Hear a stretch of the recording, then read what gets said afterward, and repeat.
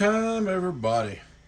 Hope y'all doing all right out there tonight. Please take time to like and subscribe to our YouTube channel if you're not already, guys. I'd like to invite you to subscribe. Go down and click the subscribe button, help us out. Also, would like to invite you to Patreon, our YouTube channel member, or both. Discount, giveaway, perks, all that good stuff. We've got some good stuff going on over there. We get a bunch of members and we'll have some big giveaways coming up. Check out our merch store, hats, shirts, dog bandanas. I need to design us a new shirt. Alright guys, I've got a 6-pill. It don't really matter who built it because the builder's not even responsible for none of the way this went.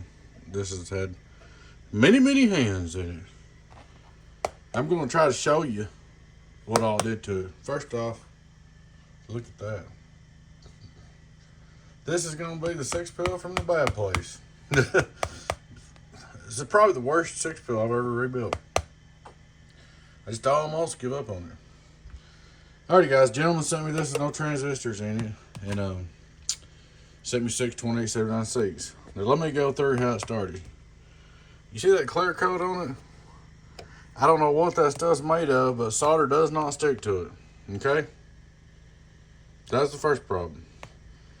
Next problem was there's piles and piles of solder all the way up here. The transistor pads, the solder pads were just plumb full. I mean, there's balls of solder everywhere. It was horrible. And then when you tried to clean it up, guess what? All the tracers stuck together. And when you tried to clean it up, you couldn't because the solder gun wouldn't do it. It took 1,000-degree soldering iron to break through that stuff. 1,000-degree plus, or you couldn't do nothing with it. So that's where we started. Saying bad words. So we started picking it up, pulling all we could out, cleaning that up. Then we got to looking. Now I'm going to show you all this.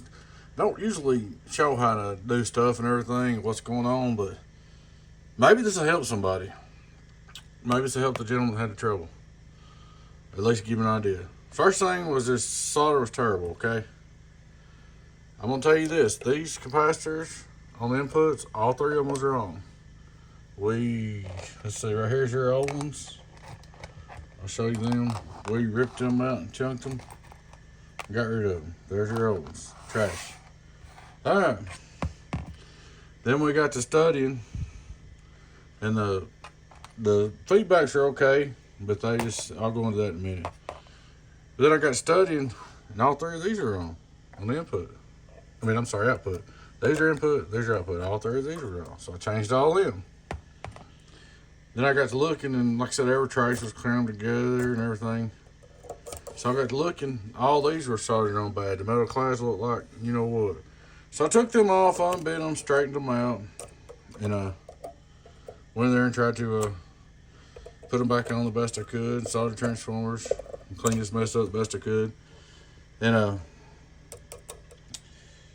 got that back going, checked the capacitance on them, make sure that's all pretty close. Then I just kept on studying, and I said, now this is before I've even tried anything. This is before I put transistors in or anything. I seen all the 10 ohms kind of look shoddy, so I put brand new 10 ohms in it, okay? Then I noticed there wasn't no resistors in the input combiner, which they don't have to be, but I like them on the merry-go-round, what I call it, just or wagon wheel. We call it what you want to on this combiner. I like them on that, okay? So I put resistors on that one. Then I went through on this combiner and put resistors on it. Okay, I'm trying to tell you step by step. Then I went and put all the transistors in it brand new. Cleaned them up, looking good. Alright, first thing, I didn't use the 5-volt resistors. Alright guys, I'm going to explain to you about these resistors real quick. These are like fuses, okay? Don't even look at these as resistors. Think of them as fuses. So if this fuse blows, what it is, these are here 2 watts, okay? 100-watt resistors. So that means if there's more than 2 watts difference between these two sections, it's going to burn the resistor. I mean, you can probably get by more than 2 watts, but you know, if there's too much of an imbalance, it's going to burn the resistor. The smaller the resistor, the quicker it'll burn. So if your combiner won't run on 2-watt resistors, then your box ain't right, okay? Now, the 5-watt resistors, I mean, they're pretty, and if you want to put them in there just because they're big after you got your stuff working, that's fine. I'm not knocking it. I'm just saying there ain't You don't want them in there. You want the 2 watt resistors in there because you want this to blow. Sometimes I use 3 watts, and sometimes I'll use when I got 4-pill sections, I'll usually use the 2 watt, and then I'll go up to big ones. Now, I can maybe see the benefit. You don't have to have them, but might be able to see the benefit of having 5 watt here, I guess, maybe. But still, if it burns this 2 watt up, you're screwed anyway. It's done. So, you know. Anyway, that's a resistor deal. All right. So I get all this done. Then I get to looking, and here was your output tuning capacitors. Let's see, it was that one, and that one, and they were wrong. All right. So now we're at that point right there. So we turn this thing on, fire it up, key up one time, it catches on fire and blows up. You talking about somebody cussing? All right. You say that's the 3rd set on that combiner. Well, I couldn't figure out what was making it do that, so I had the music on over here listening to YouTube when it done that, and I didn't hear it. So I come back and started playing turn the music off and got quiet, started listening, turned the volume up on the radio, and it was oscillating. You key up one time, it was making watts, and it just run off an oscillation. I'm talking about bad. I mean, these things would catch on fire.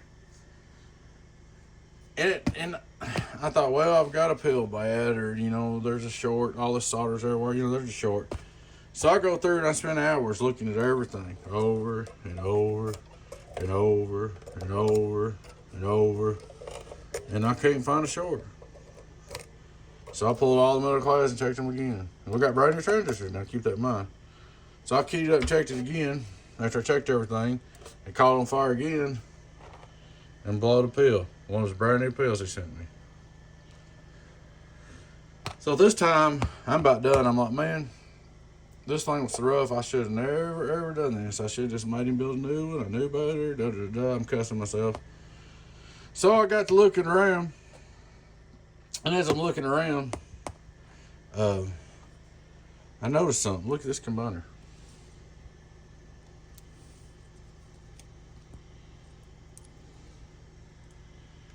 It's made wrong. See the difference in the wire on top? It's made incorrect. So that's why it was running off oscillating.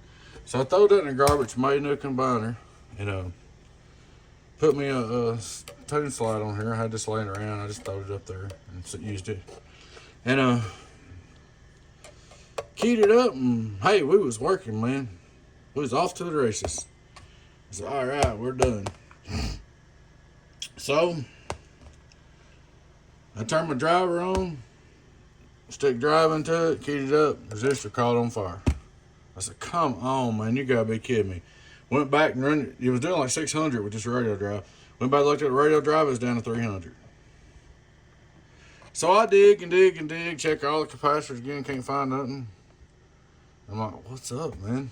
So finally, I take every single transistor back out and check them on my atlas, every single one, and they're all good. So here we are on this old pad that's been soldered 150 times, taking it all back out and doing it again. So they were all good. After I got all that done, I put them back in, keyed it up, 600 watts. All right, I got it. It must have had something touching together, you know. Something's touching together, maybe, and I missed it. So I stuck a driver into it. It jumped up there at about 1,000 watts one time. Boom, caught on fire and quit again. At this point, I'm just, I'm like, come on, man. I give up. So I'm just so mad, I don't know what I'm going to do. And I'm going to tell the story. I usually don't tell stories like this. I usually don't make videos this long. But this might help somebody. So I pull all the coaxes off, okay? Which are right here. They were pretty shabby, shitty shape, too.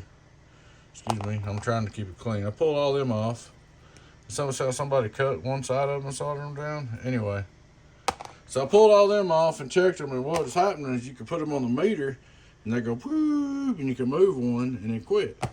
Says, oh, I found it, my coax is bad. So I put me some new blue coax in there and hooked it all back up. And key up again. Looked good. It was doing 700 watts of radio drive and 12 volts. I mean, or 700 watts, 12 volts. I was testing on 12 volts. I was like, wow, she's fixed. Stick my driver into her again. Psh, catches on fire, and she quits again. So at this point, I'm really disgusted. You know, And so I started moving stuff around, changing the resistors. Started with it, come back again. I said, I got it now. I thought I found it again. So I got it fixed. So I went in the house and took one of the dogs in, come back out, and I was getting ready to make y'all a video of it. Keyed it up, stuck it in there, up and smoke again. It wasn't oscillating, it was just burning resistors. Like, all right now, this is crazy, man. Because so this time I've changed all them caps. I've changed this combiner, this coax, and everything.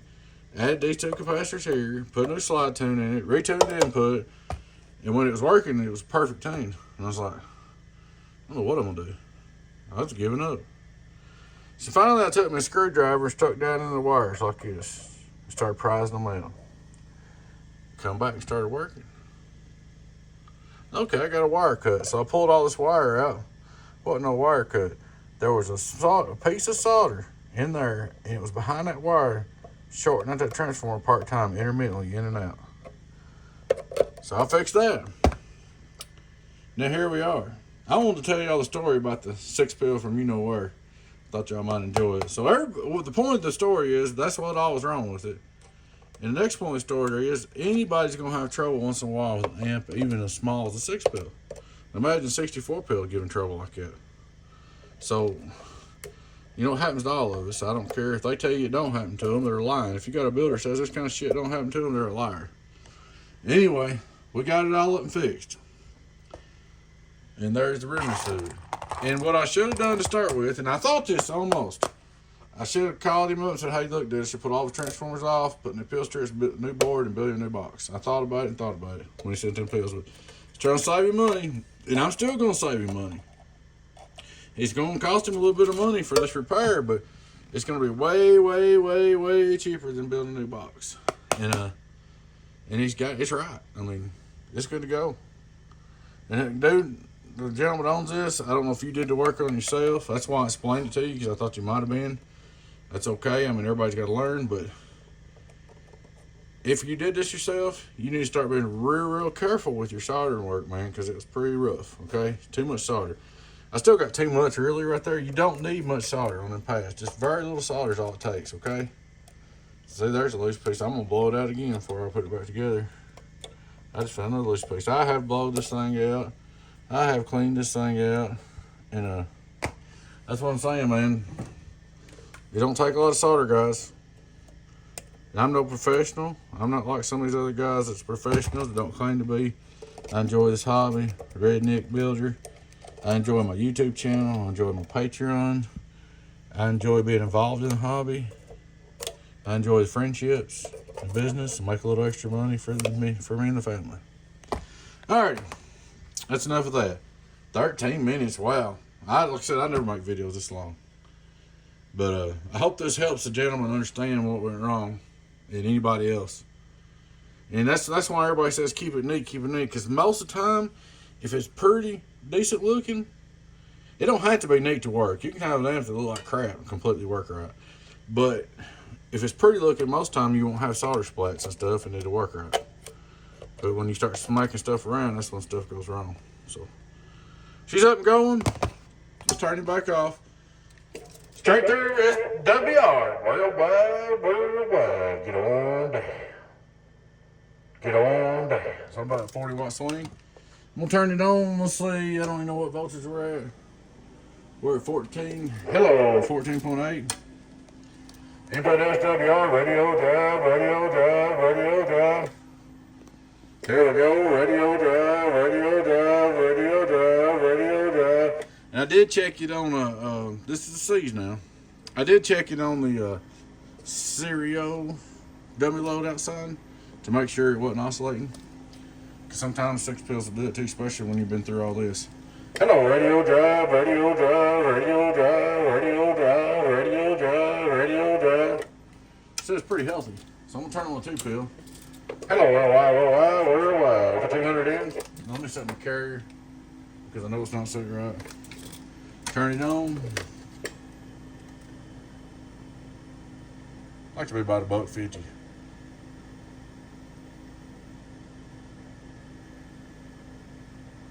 That's close enough for me. You can be anywhere, somewhere around 100, 150 is fine. if you want to last. Alright. It's a 200 watt peak drive. 2 peel drive.